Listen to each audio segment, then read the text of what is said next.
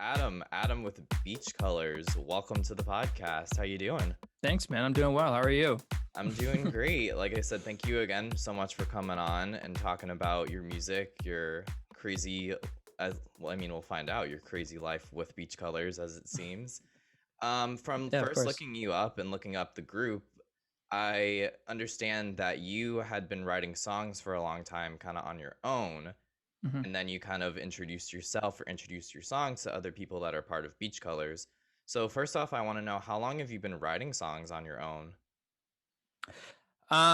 So I've been doing songwriting for probably so I'm 23 now. So I've probably been doing it since I was like 13. Hmm. And it's kind of funny to think about actually, but I don't think I started writing songs that I liked until I was like 19 or 20. So I Gotcha. feel like there's a few years of any songwriter's life where you're writing things that you think like are you, I guess, or or what you want to sound like.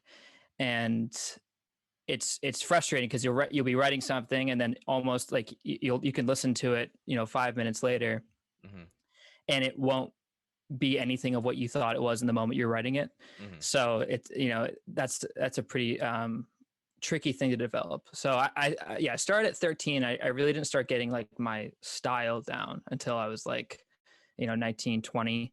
And or not even down, it's still like very much in like the Still developing, construction. yeah. Yeah, of course, and it will be for the rest of my life. But now I can listen to a song that I wrote and be like, oh, okay, this isn't like, I like this, this I isn't gotcha. terrible. I'm not like uncomfortable listening to this. So I gotcha. so yeah, however many years that is, 13 to 20, yeah, 10 years. Yeah, a whole Probably, yeah. decade.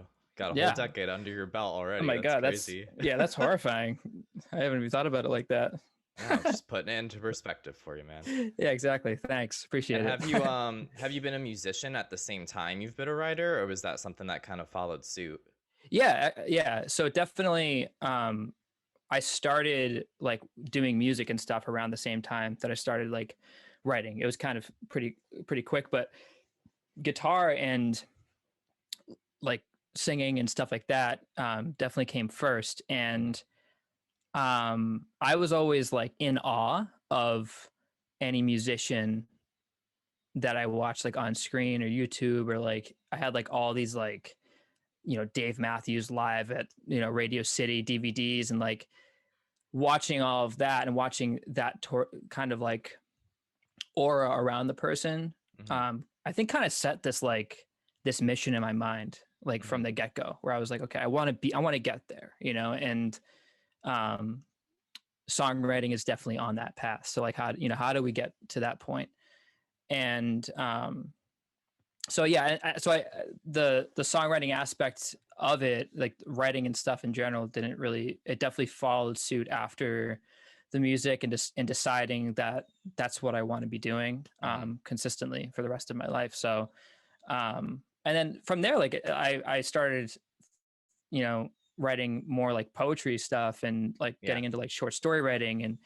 And so it definitely started with the idea of being a musician and Yeah. being kind of what I had set my mind on when I was super young, watching all those DVDs and stuff like that. Hmm. Yeah, for sure. I wonder, are you a Tiny Desk person? Like, have you ever watched any of those? Oh yeah. Oh my God. Yeah. I Yeah. love all of those. I think it's such a cool concept. Actually, my buddy, um, I think it might be his ex-girlfriend now. Uh, she was an intern there, I guess. And her desk Oh, no like way. was the tiny desk. I guess that's the intern desk. Oh, that's so sick. I know. I heard about it. I was like, dude, that's absolutely insane. And That's he's like a always the type of dude dream. who like, he's the type of guy that will like, he'll tell you like, he's always out like doing like crazy creative things, and he'll like Hmm. drop some like small information Yeah, like like a that, tidbit, but yeah. it'll be like, exactly, but it'll be like this huge deal, Yeah. to me or to anyone else. Uh, but yeah, I love all of those. I've watched a bunch of them. Yeah, once you mentioned like the aura and the Dave Matthews component, I was like, I wonder. Because I got Oh really yeah. into those like last year over quarantine. I just hmm watched like a bunch. And that's honestly like a dream for me. I would love to work at NPR and do Tiny Desk stuff. Oh, totally. Yeah. And I guess it's like, I've like very rarely seen it, but when they turn the camera around and you Hmm. see that it's like it's like 150 people in that Yeah, like huge yeah, office space. I always thought it was like a very small little yeah. office, but my favorite one is the Mac Miller one with Thundercat. Oh, right. Yeah, I haven't seen that one yet. So sick, so sick. Yeah, I I'm love an that. R&B person. I love my Mm. R&B ladies especially. So I've seen like hers is really good, Summer Walker, Ari Lennox. Hmm. Like I love those ones especially. Yeah, I love her. Yeah, it's yeah. They're all they know what they're doing over there at Oh yeah. NPR. All right, sponsor me please, NPR. Here we Yeah, exactly right. go. But that's awesome. Yeah, with the writing and the musician aspect and everything, do you find yourself covering or coming up with a specific genre, I guess you could say, or like wheelhouse of lyrical content? Because you also mentioned poetry, like that can kind of Yeah, be about anything. yeah. That's a great question. I my like that type of my whole like I had this really big paradigm shift of like my writing style when I first started listening to Father John Misty, Mm-hmm. who's like my favorite lyricist and like top three musicians. But um, I was listening to this interview with him. I think it was on like QTV or something, and he was talking about like when it changed for him. And Mm-hmm. he used to be a solo artist, and he would go by the name of Jay Tillman, Mm-hmm. and his real name is Josh Tillman. And he was talking about how he used to write in this style that was like very, just like romanticizing, like very like just overly, like tons of verbiage and just like kind of over the like Mumford and Sons Okay. style, Yeah. and where it wasn't anything that he was saying, wasn't anything that anyone would say now, it was all Mm-hmm. things of like being very, romantic. And he said that he had this revelation where he just started writing like he talked, Mm-hmm. and that involved using humor and being sarcastic, and and once I heard that, I was like that's why I realized that that's why I loved his lyrics so much. And and that honestly, like after that, I started writing like that. Mm-hmm. Well, not like him, I mean, obviously, but Similar, yeah. yeah, I started writing with that idea of like, would I say this, and using words that are used in everyday, language, and he also talked about one of his friends who realized that every time he was writing a song, like the word mountains would always come out of his mouth, Hmm. Interesting. like just a kind of a very go-to phrase Mm-hmm. or a word. And he was thinking to himself, like, how many things in my life have happened, on top of a mountain, like how much time have I spent on a mountain? And the answer is for most people, probably none, Yeah. and, or probably, Very no, small not, amount, yeah. yeah, exactly. Yeah. Not enough to write almost every song about it. Right, right. Uh, so, so then once I listened to that, I was like, okay, yeah, like start writing things like I talk. And then, and that's when I started listening to my own music and being like, this is like this sounds like me. This sounds like this isn't, I don't feel disconnected from this person. I feel like this Mm. is who I am, and it's coming across lyrically. Mm-hmm. And that's something that's so hard for, I think, a lot of people to get to, to Mm-hmm. get to a song that you're like, okay, cool. Like this doesn't make me cringe. Mm-hmm. So, um, so yeah, then I adopted that kind of like mentality and that style like into, poetry. And I'm a big like Bukowski fan too. So I love his writing style too, where it's very real. It's very Mm-hmm. straightforward. It's like someone's talking to you across the table, but they're just Yeah. talking in a very interesting way. Mm-hmm. Um, so yeah, I mean that's basically when that whole shift happened, when I Mm-hmm. started becoming more comfortable with everything. Yeah, and what I'm curious to know what inclined you to bring, at least these were labeled as unfinished works in your bio, to other members that you kind of started this group with. Believe their names are Dean and Justin, from what I understand. Yeah. So I had we had played an open mic, and my friend Dean, who I'm still good friends with today, Mm-hmm. um, had come to the open mic because he was friends with Justin before he and I were friends. And after the show, he was like, "Hey, man, like I think that like it'd be cool if you and I did something." And this is when we were in like the jam band phase, like we weren't really. Like early Yeah, on, yeah. yeah, we weren't like writing yet. We weren't planning for studio time or anything. And he was like, it'd be cool, if like if we worked on something together. And I was like, cool, yeah, yeah, that sounds good, man. So then I had this like one day where like, and this sounds like something I would make up to make it sound more romantic, but this is actually what It's happened. true. It's true. This is exactly what happened. The first song I've ever written that like where lyrics really came first was That's the Spirit. Hmm. And I was like in my kitchen making food, like probably mac and cheese or something. And I had like thought of this line, like I saw that smile through your phone, uh, or through another one's phone. Forgetting my own lyrics. Uh, so I went and sat down and like just kind of like on my couch and just like banged out like 3 chords and like the first, verse or whatever. Hmm. And I, like that afternoon, I texted Dean. It was like probably a week after we had talked originally, and I texted him and I was like, "Hey man, like I'm thinking about doing this uh like a solo project and calling it Beachcolors. Hmm. Like, would you want to work together on that?" And he's like, "Yeah, man, like sure." Like I and the amount of people that have come up to me with like an artistic idea and it's just kind of fizzled out is like, that's a very common thing. I've done it, and a lot of other people have done it. But I Yeah. was like, all right, man, like how does like tomorrow work? And he was like, oh, okay, yeah, sure, like come on by. Yeah. Just jumping the gun. Yeah, exactly. I was like, whatever, like let's do it.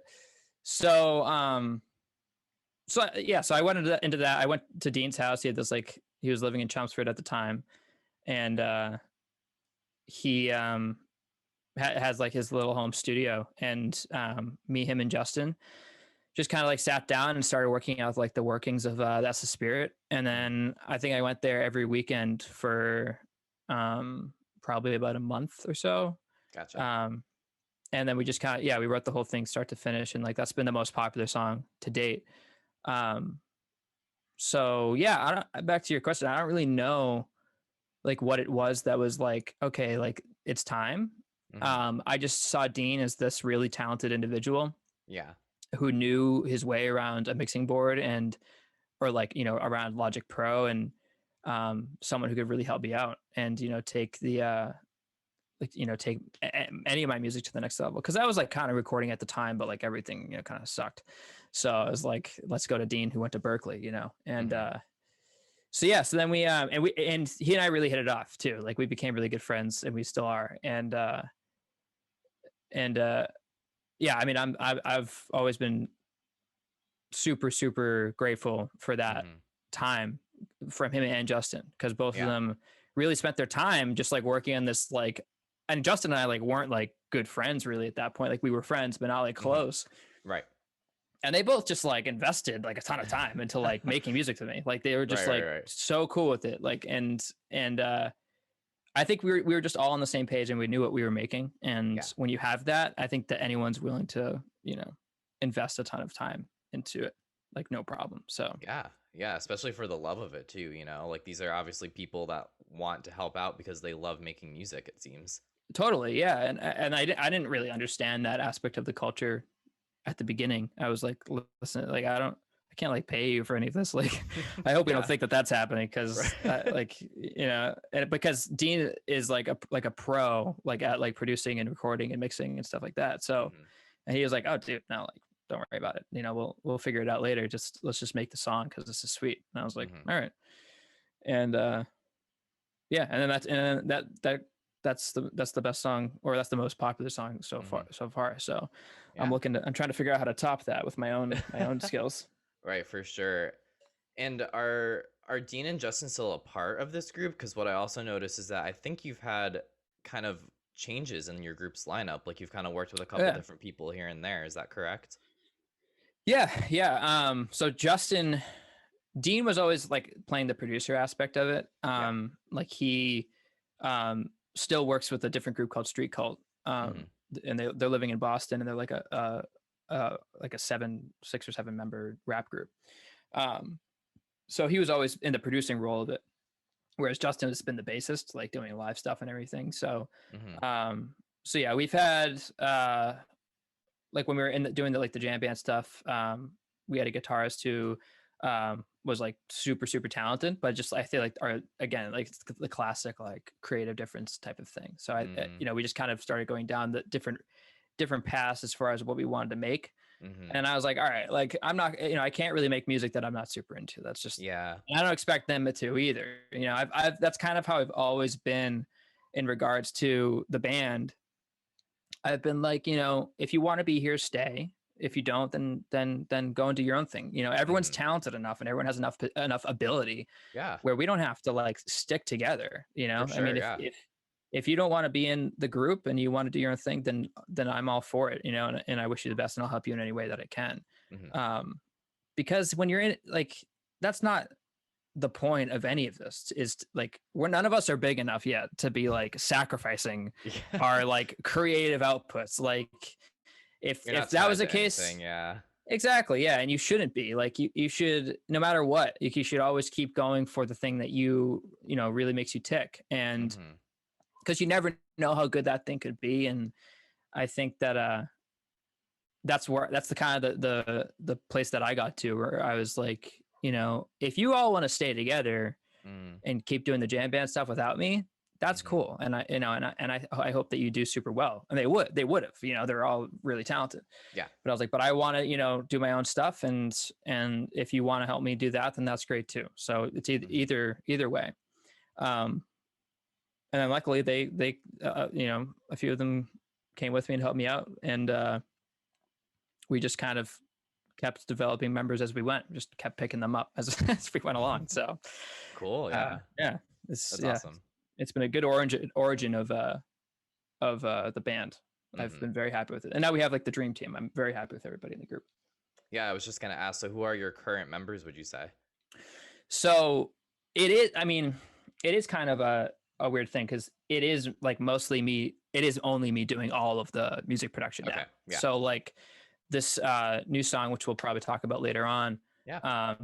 is all like it's really just that's a result of me learning how to mix for the past 10 months, and Gotcha. trying to figure out how to make this stuff sound good. And as was 18 as well, though, one of our singles last fall. Mhm. um it's a lot of it. I'm not good at like making the mixing and writing part a group thing.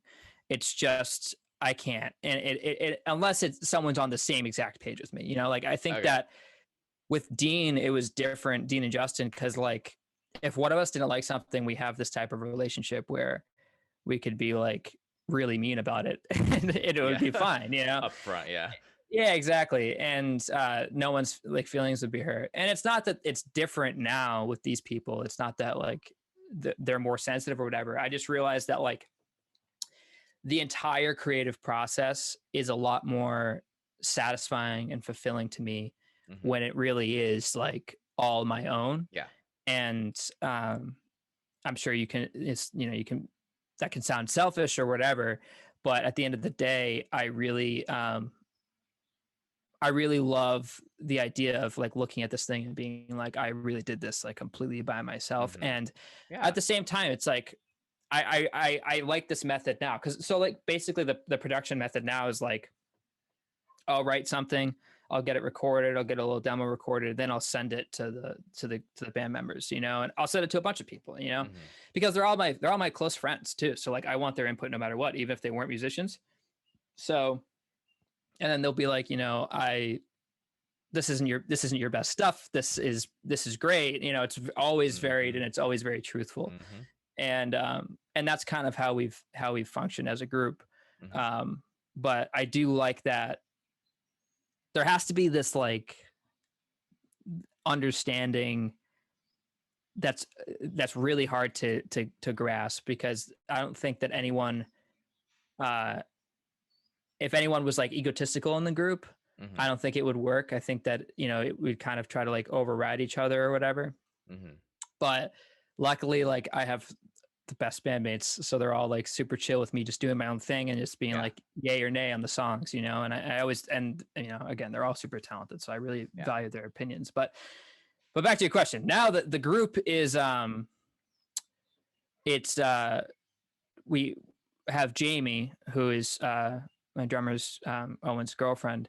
Mhm. Uh and she's our pianist. And we met her because we went to play at the Emerson radio show, Hmm. Emerson College. I forget the radio name of it, but we went there. We played a set, and Jamie's from our hometown, and like that whole thing happened is because she like heard that we had played music and reached out to us on Instagram and was like, "Hey, come on through for a session."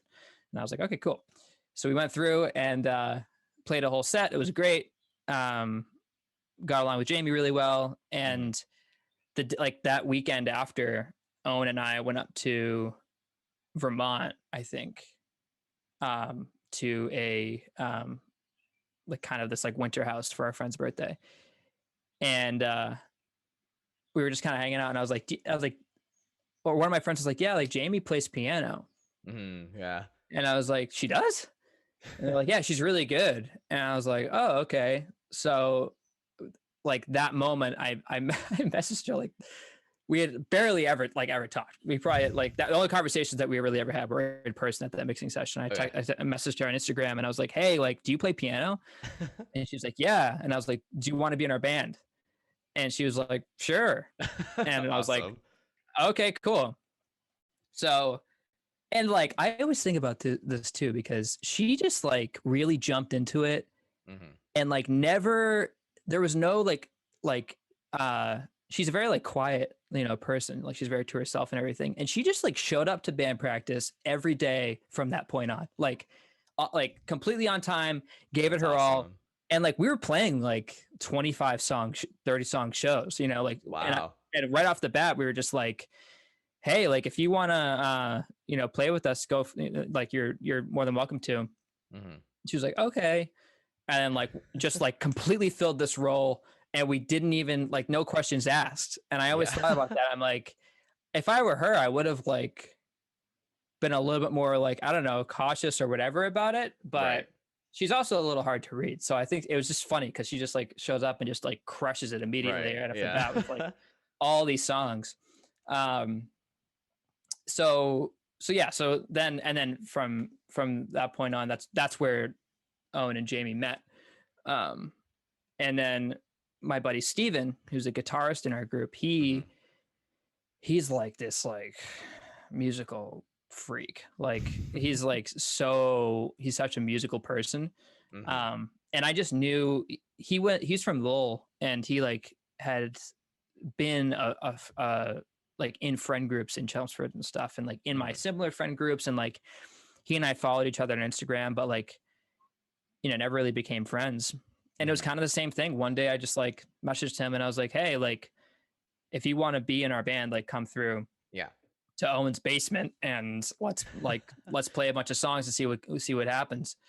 And he showed up and just like he's so like disgustingly good at like at guitar. He's like just like a Love freak. that. And yeah, and he just like he showed up and like he's just a super energetic, positive person, and just like it was just like they just it just immediately made the whole group better. And it was almost Hmm. kind of funny because there's like this like yin and yang situation with him and Jamie, like when they both like shut up immediately, because like Jamie's more reserved and like Yeah. kind of in her own zone and just like kind of just nailing all the parts, but like Yeah. very much in her own zone. And Steven's like uber energetic and like kind of like all over it, and just like Yeah.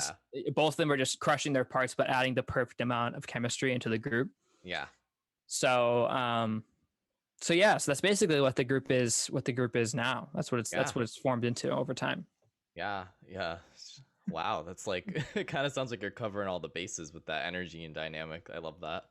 Oh yeah, no, and it's we all have a ton of fun together. So it's been a blast being Yeah. with those guys. I love it. Yeah. That's dope.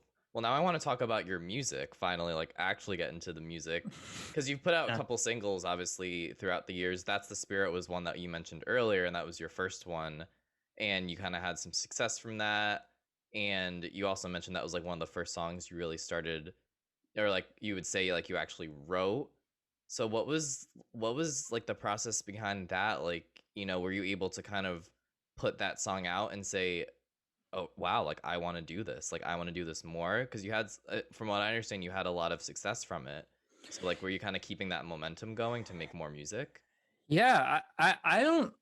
It was I didn't know how much of it was like just my mom listening on repeat for hours or like what, but Yes, I was, mom. yeah, I was like, I remember just being confused for like a few months and not really knowing like what a successful song on the Ascension really looked like. Hmm. And that was it. And I didn't realize it like at first, it was just kind of uh I just didn't know where all these people were coming from. Like Hmm. like Spotify gives you these analytics of just like telling you like every single person that listens to all your music.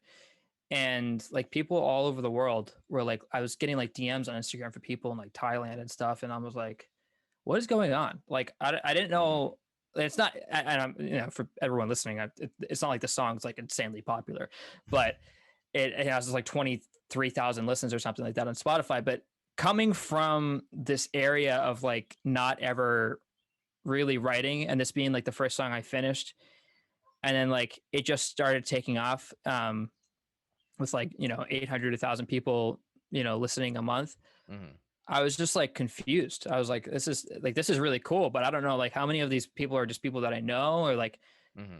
it was the first time I ever felt like people liked my music just because they liked the music, Yeah. because I think that that's something that, if you go to an open mic as a kid or whenever you're 18, 19, people are always going to come up to you and be like, that was really good. Right. That was a great, that Yeah, was the a pat on great the session. back. Yeah. Yeah. And you don't really start believing people.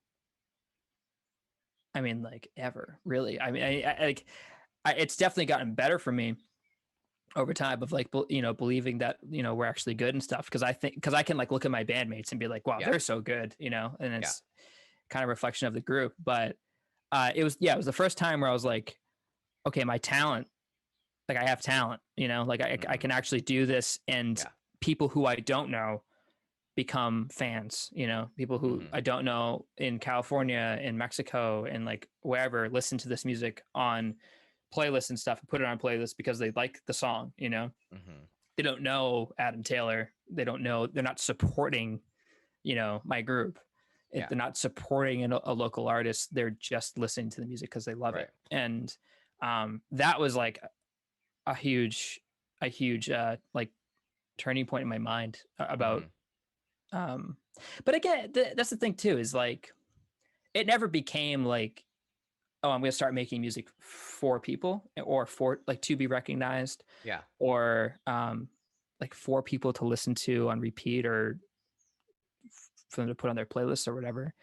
Um, like I still just kind of kept writing music like for me, and not to sound too cliche, but I just liked writing things that I found Hmm. to be good, and I still do, because you kind of realize at a certain point. I mean, if you ever try to write a song that's for commercial success or whatever, you realize that like the only thing you really know how to do is be, yourself, and write songs that you like that's the Hmm. only calculator or gauge that's actually like true, like Yeah. in the same way that you have a car, like if the gas gauge is the only honest gauge on your entire dashboard, and you can see, Hmm. RPM, speed, whatever, but those just are all super inaccurate.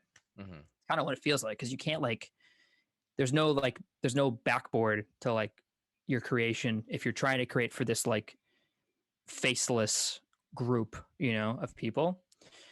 So the only thing that you can do really is like make a song that you think is good, that Hmm. you like hearing, and put it out. And then that's the best way to set yourself up, because then all you have to keep doing is that. All you have to keep doing is just going by Yep. your own tastes and Yep. what you like doing. And I think that that's a challenging thing today, especially like for a lot of artists. Like, there's so much pressure to make like, commercially successful songs and do whatever the top 40 is, and Hmm. it's just not worth it. It's not worth sacrificing your identity Hmm. and the reason you started writing in the first place. Like Hmm. that's the whole point why you start writing, is to um people like watching you connect, with yourself. That's Hmm. that's what entertaining artist looks like. You know, people, Hmm. it's interesting to watch someone do something they're interested in. And it's very easy to go off the rails from that, I think. Yeah. So, so yeah, I kind of forget the question, but I went on a little tangent there, but yeah, I forget the question. I mean, hey, that's fine. Get lost in the thoughts. Yeah, Get lost exactly. in them. Yeah. It's Yeah. totally cool. I have an easy time rambling. I'm not sure if that's evident. It's not the best or the worst thing, you know. Good and bad side to that. But yeah, that's The Spirit was the single we were talking about. And then another single that we kind of touched upon earlier was 18. That was another one you mentioned. That one you put out last year in 2020. Right. And with this one specifically, I saw that you and Owen had moved to Martha's Vineyard and you ended up meeting a producer named Cooper who Yeah. kind of helped you with that track. So how is that whole process? Like, I'm guessing the Yeah. reason you moved to Martha's Vineyard was not to meet him. No, not at all. So yeah, so Owen and I, last year, like mid pandemic or whatever, we had like all these shows lined up for the summer, Hmm. and um, we had worked together, or you know, a few years ago, I was like, Owen and I became like best friends. We realized we spend like 90% of our time with each other. So I was like, you know, I'm going to take this job on Martha's Vineyard, working for, you know, land conservation company. Hmm. Um, they supply housing. Do you want to come with me? And he was like, Hmm. yeah, you know, sure. So he applies and um, got the job, and then we both kind of took off and went there. And the following year, which was like in April of last year, I one of our friends was going back to the island, Hmm. uh, and I called Owen and we were just like chatting, and I was just like, yeah, like I guess, you know, Bryn is going back to the island, and it was just kind of a silence, and he was just like, maybe we should do that. And we had like Oh, why we not? had a lot of shows lined up. We had like we were gonna yeah, I mean there's a bunch of little things that we had going up. We were actually gonna do 2 shows with the Q-Tip Bandits, who you had interviewed before. Right. And I was like, we you know, but the band, man, you know. And he was like, yeah, I don't know, this whole COVID thing's really not looking good. I don't think that Mm. the summer's gonna look how we think it's gonna look. Yeah. Because at that point, everyone was like, okay, here comes the summer, baby. Like, this is when COVID Yeah, dies everything out. is gonna blow over. Yeah, and that didn't happen. Exactly. Yeah. And I was like, you know, maybe, you know, you're right. And a whole summer on the island is, I mean, it's the best place on earth, in my opinion. So I was like, you know, you can't really argue with that. Hmm. So both of us kind of applied and then got the jobs again and went back down. And we, our friend Bryn's brother came down, Cooper. Hmm. And I knew that Cooper had played music and, you know, was a good guitarist and everything like that. Hmm. But he's like, once I started like playing with him and stuff, he's like so musical in like a different way than anyone I know. Like he's very like rhythmically talented, and like he's got a lot of stuff going on up in his head. So he's like, I feel like he just like it's just, I don't know, he's a really great musician. I just love playing with him. Hmm. So yeah, I think that like this song, back to the whole, you know, romanticizing a situation, this song like kind of has the best like narrative to it, where you know, we had this house and we like kind of set up all of our equipment in the living room, Cooper and Hmm. I, and just started kind of jamming there often. And about midway through the summer, he had come up with this like very simple chord riff that is the you know, foundation of 18. Hmm. And then, you know, from there, like I got, you know, came up with the drums, and then he got this like weird tool. It's called a I think it's like it's called like a sound box or something, I forget, but it's like this little like electromagnetic like box that you put on like the pickup, and you bring your fingers up and down the fretboard, and like that's the sound at the beginning of 18, where it's like this weird like synth sounding lead Interesting. part. And he was just messing around with that, and like recorded it perfectly in like 2 takes, I think. And we Hmm. just kind of slapped that at the intro.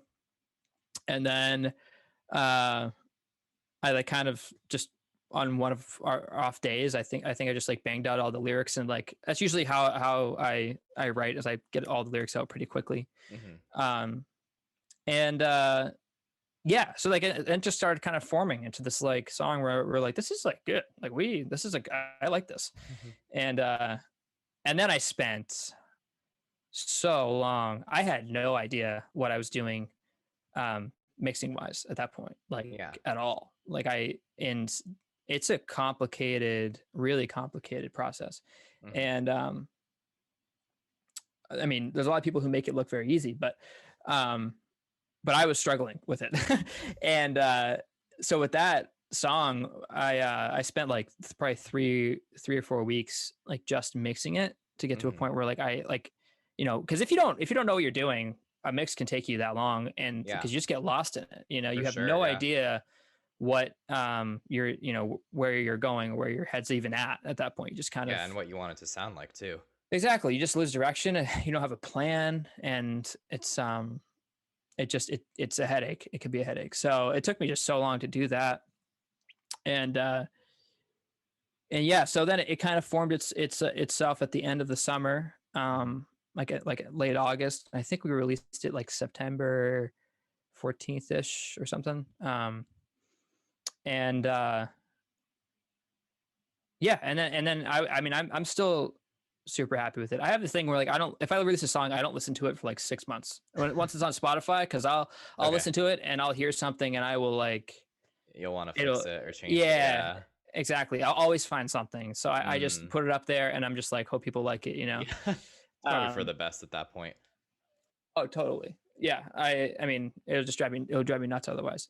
um so yeah, I put it up, and like, and then that one like was the kind of the first taste I had of like releasing a song that was fully mine, or Mm. almost fully mine, if Cooper hadn't come up with those great Yeah, yeah, yeah. intro riffs and stuff. But it felt more like mine, and I think that was a really great feeling, um, to have. Hmm.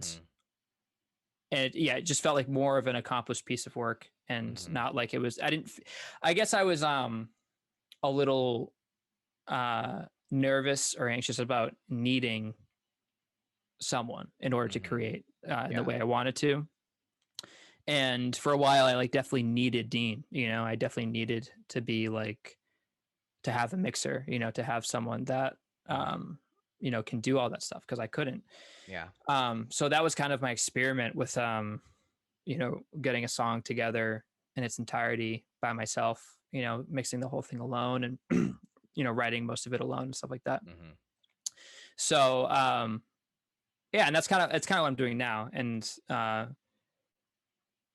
that, yeah, that was kind of like the precedent for what's to come in the future and stuff. So Yeah, well, on that topic too, like this year alone, you've already put out two singles. You put out Old Plans and Robbers, which is actually a cover by the 1975 song. mhm. So what's coming up next with this release you kind of teased earlier? Yeah, well, my thing now is like, I spent this past like year, when I really think about it, like I spent it getting to a comfortable place mixing wise. I think I just Okay. got really obsessed with it, and I watched like 1,000 hours worth of YouTube. There you go. And I like signed up for like Mix with the Masters, which is like this great website for mixing music, and Hmm. just got really absorbed in it. And I think there's been times where I've spent like 2 hours not blinking and staring at my computer screen, and just like frying my ears. And It's all for the love of um, mixing, people. exactly, seriously, yeah. And it's this thing. It's like you love it, but it's like it can be a nightmare. Yeah, yeah, yeah. And it's like which is the, a total aspect that I love about it. It's totally, I love doing things that are like utterly consuming. Hmm. Like I think that anything that takes like 90% of my brain power to do, like, sign me up. I'm so Mm. for it. um because especially in a year like this, there's has to be some sort of, you have to have some off switch, Yeah. and Yeah. I think that mixing definitely does that for me. So Hmm. um yeah, I've spent this past year just getting to a spot that I'm comfortable with. So now my like level of production is increasing, so Right. like I can actually release more songs than I have in this this year. Mhm. And my plan now is, I have this new single come out, and then kind of like I might go up to the. It's kind of something that I struggle with mentally too. Is like I don't know like how valuable albums are at this point, or EPs, or like what people really Right. want. Because I think I have a pretty unorthodox way of listening to music. I have a hard time getting through full Mhm. albums, Right.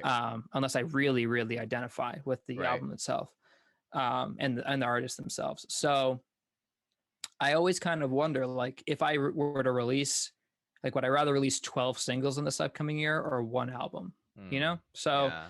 I think that that's like a tough thing. I think it's easier to market yourself as a person with an album out. I think it's easier to That's develop fair. this, Yeah. yeah, this aesthetic and this narrative around who you are as an artist. And I Mhm. think it's a chance for people to know who you are more.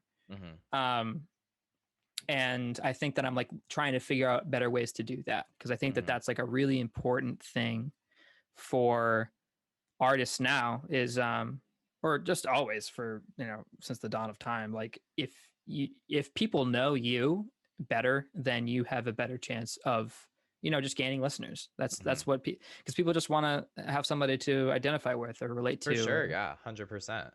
yeah. And I think that that's how I am with any of the artists that I listen to, is like it's really hard for me to get into an artist if I don't identify with them in a certain Yeah. way. If I Yeah. don't know, like the 975 is like one of my favorite bands, like top Mhm. 3 easily. And I know every single thing about them. Like I know everything about these people. And Mhm. because of that, when they release an album, I'm like, yes, yes. Yeah. Like every song, I Yep. just get it more. Yeah. Same thing with Father John Misty. Like I know a bunch about him, and I think that that's like a big thing. So I think that an album or an EP Mhm. gives people the opportunity to learn more about me and who I Yeah. am, um and the group themselves. And like I think that that's and it's a big thing, to have an entire album that's like your piece of art Mhm. is a really important big thing. It's a super intimidating mountain to climb when you're doing it all alone, Mhm. like writing everything alone and producing it all and mixing Yeah. it all. um it's just like 12 singles looks a lot more appealing than a full album. So yeah, I'm not really sure what I have like a ton of songs at this point, like Mhm. bottlenecked in my production line of music, but I'm not really Gotcha. sure how I want to group them yet, Okay.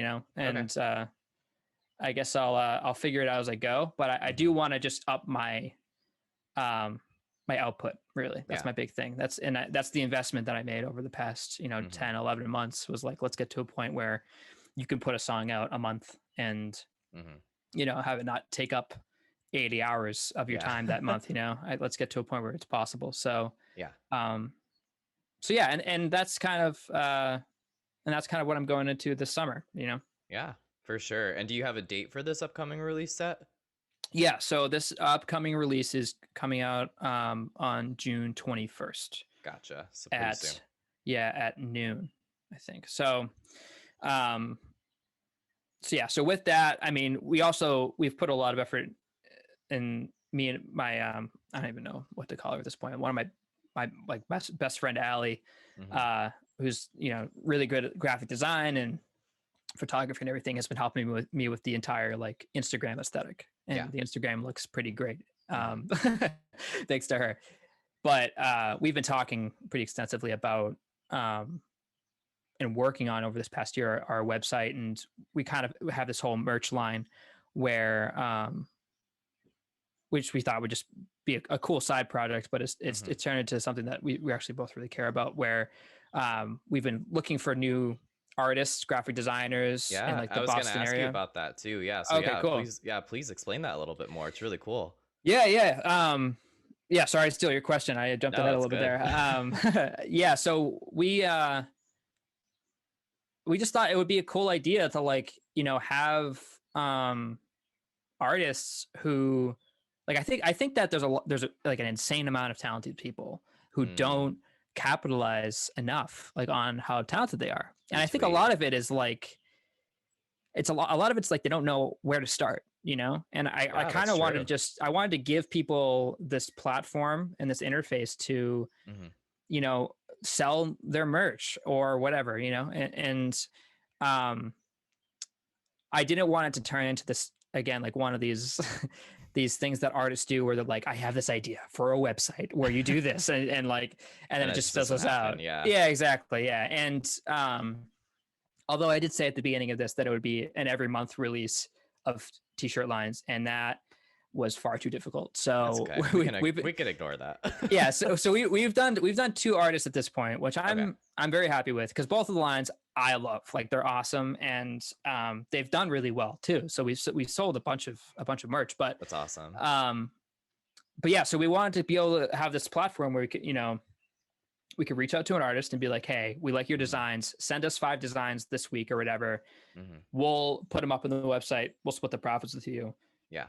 and we'll take care of all the marketing or whatever. Because it's also a really great way to leverage each other's platforms, right? So Yeah, like, definitely. so if they don't have a lot of followers, and we have whatever we have now, 800 something, whatever. Right. Um, that gives them exposure on our For sure. platform, and then also the small following that they might have will look at us and follow us. Yep. It's a Mutual. great, exactly, it's a great trade. And so we reached out to my friend Matt originally, and he's like my favorite photographer of all time, Hmm. Matt Francisco.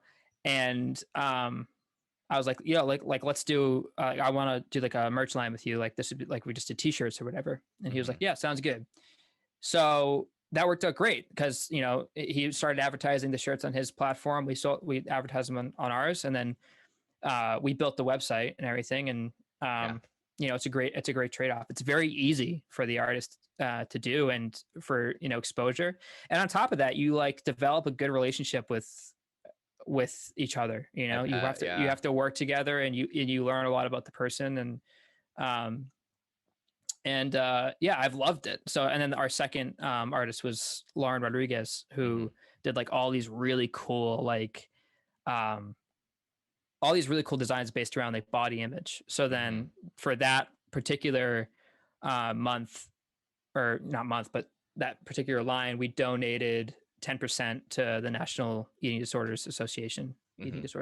awesome. Yeah. Um, and and then it gives like that's like a whole nother thing. It gives us an opportunity to kind of Yeah. to be charitable, and Yeah. to give to And raise awareness. Yeah. exactly. And like that's, and she like, I mean, she sent me those designs um kind of off the cuff Hmm. when I mentioned body image or whatever, and I was like, these are all, she sent them all, actually all the like all 5 of them, she sent them as one design, like for Hmm. one shirt. Hmm. And I was like, this is sick, but let's just like make these all different Like separately. Yeah. shirts. Yeah. And she was like, oh, okay. And then they all turned out to be perfect, like super Yeah. Yeah. Yeah. simple, really cool designs. And I've loved them. So yeah, on top of that, we're trying to kind of time the next line that we have Hmm. with this guy named Connor Maloney. Hmm. Uh, he does like really cool, like funky, simple line drawings. And we have like, I think 4 or 5 of those. Hmm. So we were trying to figure out how to time that well, with the release, like should do it like right after, or, Hmm. within the same week or whatever. Yeah. So yeah. And that's, it's kind of a lot of hustle and bustle when the release time comes around. Yeah. Um, but yeah, so we're just trying to kind of figure that out right now. And like how that whole week's going to be looking. Yeah. Well, awesome. Awesome, man. Adam, I really appreciate you coming on. Adam Taylor with Beach Colors. This Yeah, has of been course, man. great. A lot of good things you got going on, it seems. Yeah. As we wrap this up, why don't you just let my listeners know where they could find you, look up your music, and also check out that merch. And side note, I've looked at it and I am probably gonna have to buy some. Like it looks really, really cool if I do say so Sweet. myself. Sweet. Yeah, I'm glad, man. Thank you. I appreciate that. Yeah, the website took me forever to make, so I'd appreciate anyone going on there. The website's beachcolors.store. And then the Instagram, I'm trying to remember all my usernames right now. The Instagram is Beach Colors Music, at Beach Colors Music, and then you can find us on Spotify and Mhm. iTunes and every streaming platform. as Beach Colors, and then the release will be out on it's called Karaoke Baby, and Nice. it'll be out on June 21st. Awesome. Well, looking forward to it, man. I can't wait to hear it. Yeah, thanks, man. I appreciate it. This is a lot of fun. We should definitely we should do this again at some point. This is sweet. Yeah, yeah, definitely.